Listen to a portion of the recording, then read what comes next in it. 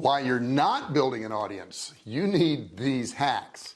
Hey, have you been trying to build an audience and like nothing's happening? You're not getting subscribers, you're not getting views, you're not getting opt-ins. Well, in this video I'll reveal what you're doing wrong. You are doing something wrong, because it's pretty easy to build an audience if you go about it right, but if you do it wrong, you're just going to struggle, and I don't want to see you do that. By the end of this video you'll know what to do, how to do it, and you'll get results. Thank you so much for watching this video. First off, don't forget to subscribe, hit that red button down there, turn it from red to gray. Don't forget to ring the bell, turn on all bell notifications so you're notified each and every time I go live or if I upload a new video. So let's get right into this. When content marketing is done correctly, you're going to build this bond, you're going to build this loyalty, you're going to really have a lot of people buying into whatever your program is, whether it's products, whether it's digital items, no matter what it is, services, they're going to buy into you. But if you do it wrong, you're going to alienate the very same people that you are trying to attract. So let's not do that. Let's get into it and figure out what we're doing wrong. Now, advertising, marketing, content marketing, any stuff that you put out there can build a wall between you and the consumer. It can also bring them in and bring them close to you and build loyalty and have them tell their friends and family about you. It's all about the two things that are most important, and that's empathy and inclusivity. So you got to include people and you got to be empathetic for people. So the world's changed. It's not the same as it was in March of 2020. I think we remember what happened then, but anyhow, the world's changed. But here's the thing, you've changed, you're different, your business is different, I've changed, I'm different, everything's changed. So we've got to change what we were doing prior to March of 2020. People examine businesses now. They go, well, does that business support my beliefs? Does that business align with my beliefs? It's changed a lot now. They ask, is that company interested in helping my community? Is that company interested in helping me? Is that company going to educate me and help me out? They want to know what's in it for them. Now, that's always been true, but it's more true now than it's ever been before. We've seen it time and time again where a company would do a really insensitive type campaign and they lose a ton of business. You can be taken down so quick nowadays because of social media, because everything is distributed so fast and it may be misconstrued. So you've got to be very careful about what you do and say. The number one thing that people said that they were concerned about with a company now is 63% of the people said this: social responsibility. 54% said they want diversity, equity, and inclusion. That is that important to them. And 49% said empathy. Wow, that's changed a lot. You need to demonstrate to your audience that you are inclusive. And how do you do that? You actually get involved in your business. Now you're gonna say, wait, JR, I am involved in my business. I started it, I run it, I do everything there. I said, do you? When was the last time you took a call? When was the last time you talked to a customer about a problem? I do this stuff every day. People think I'm crazy. Sometimes they'll say, yeah, you're calling me back from Survivalcave food, and I had this problem with this product or whatever it is, and I'll say, well, this is JR, I'll be happy to help you. And they're like, you're JR Fisher, the guy that owns the company? I said, yeah. And they said, why are you calling me? I said, because I care about you. And that goes a long ways. When was the last time you actually talked to a customer? When was the last time you actually answered a complaint? When was the last time you did that stuff? And you say, well, I don't have time for that. I mean, I have teams for that, and we have great customer service. I don't have to worry about that.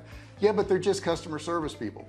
And the best way to know if things are getting done right is for you to do them occasionally. Do everybody's job. I will do anybody's job in the company. Will you? That's something you got to ask yourself. I mean, you can take it down to content marketers or digital marketers, and it's been said that fewer than 20% of content marketers, digital marketers, ever talk to consumers. They don't talk to them. They don't even know what they want. They're just assuming, based on whatever metrics they have, that they know the customer. What would it hurt to actually talk to a customer every now and then? You can't truly care about your customers if you never talk to them. Now, some of you may say, well, we're selling business to business, so that doesn't really apply to my company. Of course it does. You're still dealing with human beings. I was on the phone yesterday with one of our bigger clients talking about some issues we had, and I didn't have my office do it. I did it because I thought it was important enough. And how do I know it's important enough? Because they were a human being.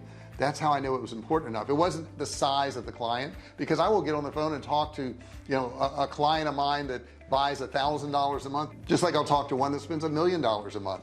it doesn't matter to me. It is all about customer service. We immediately take care of our customers. How quickly do you take care of your customers? Also, that's another issue. A lot of people say, well, I've got this little problem with this consumer. It's not that big of a problem. I think it'll go away if I just ignore it. It never goes away. It never goes away. All they do is look for more things to find wrong.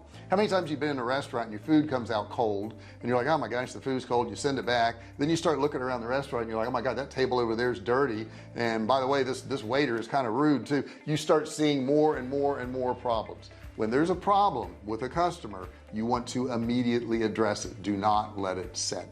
Once I got all those myths out of the way about consumers and you being too good to talk to them and all that good stuff, then we can get down to the acronym LISTEN. L-I-S-T-E-N. Listen, very, very important. First thing you want to do is learn. That's the L. You want to learn what's important to them. What is it that makes them tick? I know you think you know, but until you actually talk to somebody and listen to them, you don't really know them. Then you want to investigate. Look at what your company's doing right now. Are they doing the right things? Are they on the right track? How often do you investigate after you tell somebody to do something? I found time and time again, I'll tell somebody to do something, and then when I go back and check, it either wasn't done or it wasn't done properly. You've got to investigate.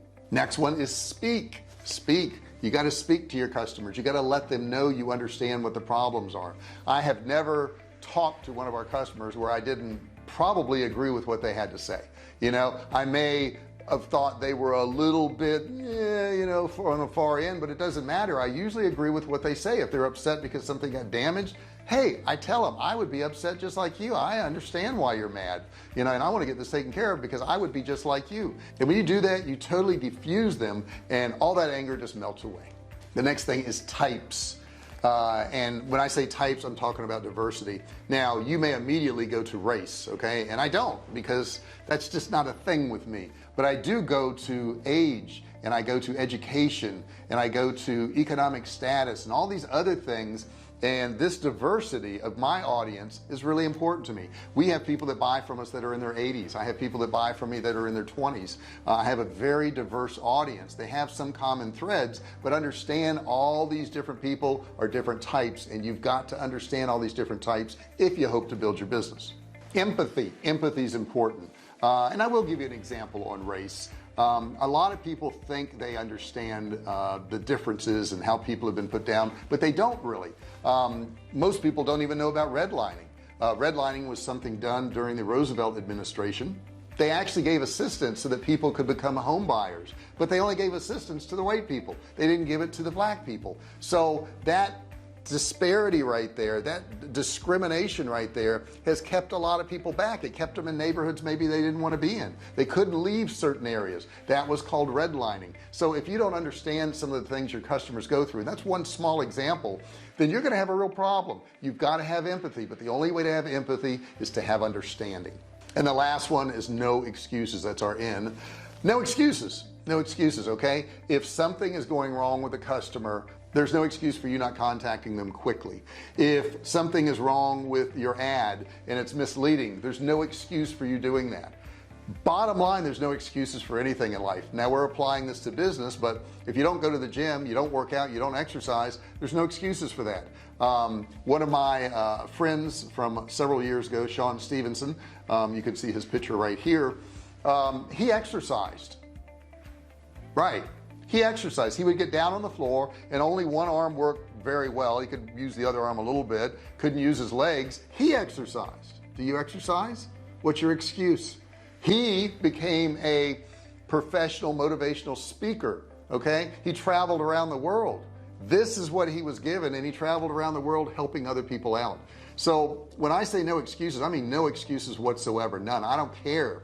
Even if your excuses are right, what good does it do you to follow these excuses? Maybe you were given a bad lot in life, and maybe you did have some health problems, but hey, no excuses. When you take that attitude of no excuses, you'll be amazed what you'll get done.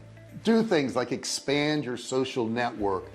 Talk about the benefits of your products to your customers, not just talk about your products. Take time out of each day to talk to one of your buyers, one of your customers, somebody who deals with you on a daily basis. That way you'll understand them that much better. Now certainly nobody has all the answers, and in this video I'm not going to cover every single thing you need to do, but we've covered a lot, and I think if you apply these things that I've given you right here, you're going to do a whole lot better than maybe what you have been doing. It may make you think a little bit more, it may make you make some changes. Thank you so much for watching this video. I really appreciate it. I do have a free course below. It's a $97 course. You can get it absolutely free. Just click and learn.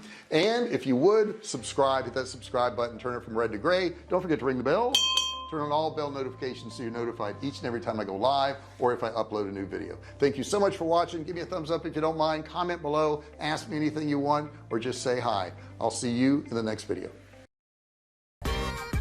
Hey, thanks for watching my video. Don't forget to subscribe to my channel and click that little bell right there so you can be notified every time I do a new video. Also, click on one of those videos there. Keep watching on my channel.